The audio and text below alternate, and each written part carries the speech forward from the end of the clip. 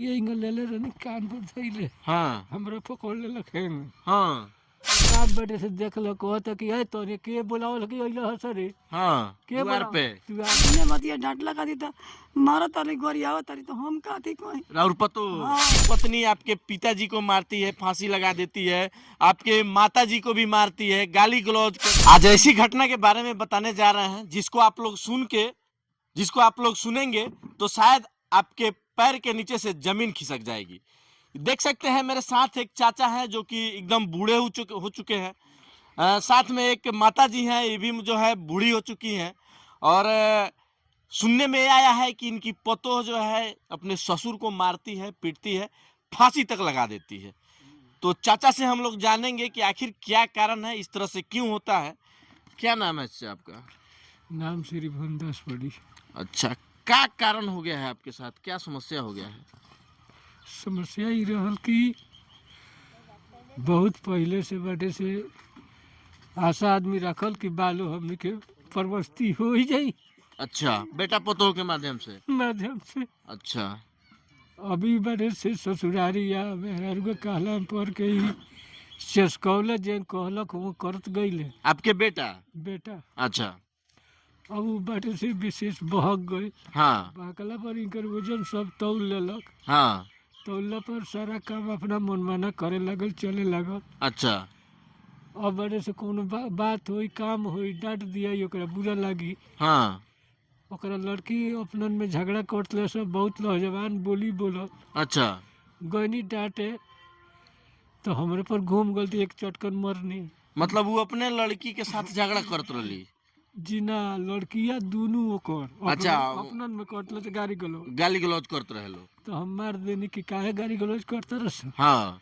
अब ऊपर हमरे कहती है कि कौन पत्नी के बेटा मरलक है रे। अच्छा, गाली देने लगी? हमरे के गाली दे देलक, ओकरा पर थप्पड़ उठौनी, काहे गाली देते रे। हाँ बस अंगौछी इंगल लेले रहनी कान पर धइले। हाँ हमरा पकड़ लेलक हेंग। हाँ, फसरी लगावलक, तरे दौड़ के लोग आयल तो छोड़ावलक। ओकरा बाद गोजी उठौनी कि एकरा के कस के मारी हम कि ई सुधरो। हाँ। लोग छोड़ा देल कि छोड़ा जाए। अच्छा, ओकर काम उहे बा, करत ये कर द। हाँ ओ बड़ा बुझी की जे यही ले आ बोल चाल भइल गइलिए लोग में बस लेके पिला। हाँ ओकर उहे कारोबार बा, कोई नातिर से रही और ना रहे दी। सारा इज्जत प्रतिष्ठा के पतन तो कइए देलक। हाँ, जाके ई झगड़ा तकरार बोल चाल कैला के बाद में बस यहाँ से घसक गइल। ओकर बाप जाके लिए थाना में केस करा देलक। रउवालानी पे? इनका पर। अच्छा, रउवा लड़का पे? हाँ, हमनी कह देलक कि दहेज मांगत ललू। हाँ, मैंने दहेज के केस कर दिले। तीनों आदमी पर। ओकरा बाद में बुझल जाओ किसी गईनी से थाना में बड़ा बाबू से बात करे तो बड़ा बाबू कहले कि नहीं सीधे चले जाओ इंस्पेक्टर की। हाँ, वहाँ गईनी से वो ना बड़े से बात सुन ले, बयान भैले कोर्ट भेज दिले जेल में। हाँ, जेल में भेजले तो जाके जेल से पैरवी कह के आदमी छोड़ा के लिए आइल। बेल करा के? जी, 1 महीना के बाद। ओकरा बाद बड़े से फिर रहे लागल, रहला के बाद में फिर लोटा डोरी लेके पिला दो। हाँ, एक बेर का कैल कि बोल चाल कैले रहलू, दुआरे पर होने कर पूजौल रहे, पुगारवा में से घींच के अपन गुड़वा जरा लेलक। अच्छा, जरा के आ नोल पर जाके धोए, अपने से धोए। हम दुआर पर बैठ के सब देखत तनी। हाँ, धो के जब लोहारवा कम हो गल तो फिर जाके जरौलक। हाँ, जरा के फिर लहर उठौलक तो फिर जाके धोती है। हाँ, अब बिहान बैला उठल, झलका हो गइल, चल गल अपना बाप की है। नहीं यार तो गईनी से 4-5 आदमी, 8-10 रहले, 2 जना। हाँ, हम गईनी, ई गईले, एक जना गडूपुर के गईले। अच्छा, पूछे खतरा कि कैसे काहे आइल है, का भइल हवे। हाँ, ओकर बाप बेटे से देखलक, कहता कि ए तोरे के बुलावल कि अइले हस रे। हाँ, के द्वार पर रे के भाषा में? जी। बस हम कहनी कि एकरा से अब बोलत से तो झगड़े होई। हाँ, एकरा ले बढ़िया कि चुपचाप चल, कौनो जरूरत नहीं कुछो बोलना के। हाँ, बस हमनी के चलैनी। ओकरा बाद में फिर आइल एक बेर, आके फिर गई। हाँ, ओकर उहे काम रहल, आवे के जाए के आ पतन करे के, प्रतिष्ठा के हनन करे के। ओकर वही काम रह। चलिए देख सकते हैं, हम आप लोगों को बता दें कि अगर लड़का बेटा बेटी गलती करता है तो माता पिता का काम होता है कि अपने बेटा बेटी को समझाए, अच्छा शिक्षा दें, अच्छे रास्ते पे चलाए। लेकिन इनका कहना है कि मेरी पतो जो है यहाँ से झगड़ा दन करके मारपीट करके मैके चली जाती है, और जब हम लोग उसके दरवाजे पे जाते हैं तो उसके जो मेरे पतोहू का जो पिताजी हैं उनसे कहने आदमी जाता है कि इस तरह का मैटर है, वो खुद से जो कहने से पहले गाली दे के वहां से भगा देते हैं। अब क्या बताया जाए, सबसे पहले उनको समझना चाहिए कि बात क्या है, बेटी को समझाना चाहिए कि इस तरह से बेटी नहीं करे अगर उसके अंदर गलती है तो। देख सकते हैं माताजी हैं, इनके भी आंख से आंसू निकल रहा है। इनसे भी जानेंगे कि आखिर क्या कहानी है, क्या हो गया है चाची की रो रही हैं।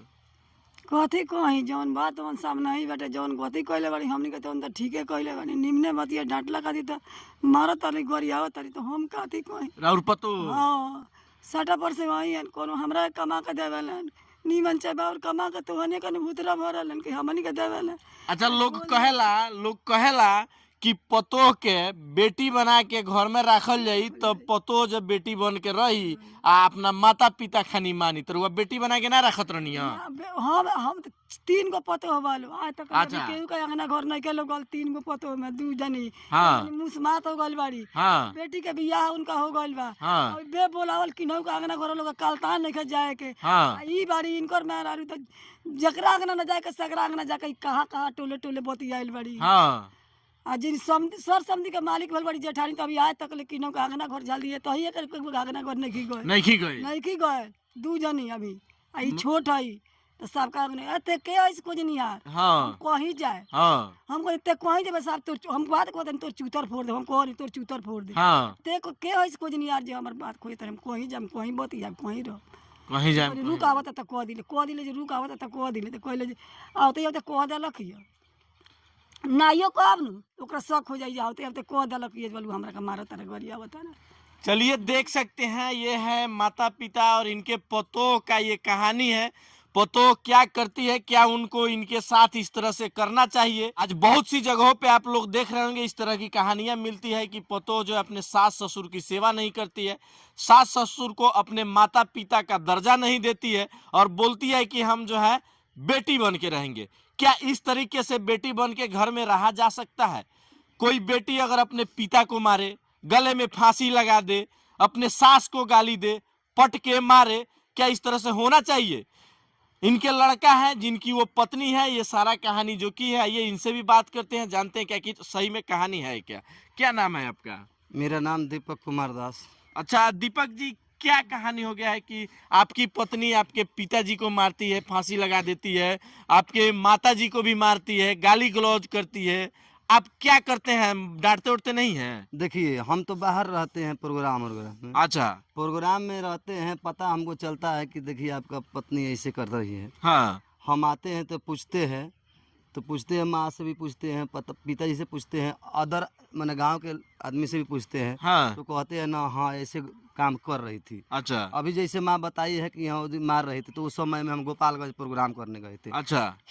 वहाँ प्रोग्राम कर रहे थे तो यहाँ से फोन गया, हमारे औरत फोन की हाँ। कि बोलू बुढ़वा मारता। हाँ। बुढ़वा हमरा के हैंग हैंग का मारता हई करता। हाँ। वीडियो कॉलिंग करके देखा बुढ़वा मारता तोरा के कि वो मारता है तोरा के। अच्छा। वीडियो अगर थी बता। हाँ। यहाँ जब आईनी आके जो पूछनी कि का भइल हो, हाँ। तो लड़की कहती या जेठकी लड़की या हमार हाँ। कि अंशुआ हमरा के गरियौलक हियो। अच्छा। स्कूल जाए साइकिल के चलते मन कोनो बात लाखू गरियौलक हियो, तब बाबाजी आके डांट देनी हो। हाँ। तू काहे गरियावत रोंग, काटल गाड़ी लइका में मत दे, लोग देखी तो का कही। हाँ। तो बोलू हम डांट देनी, वही पर माँ हमारा लखियो तो बाबूजी के बोलू मार देलक, बाबाजी के मार देलक हियो।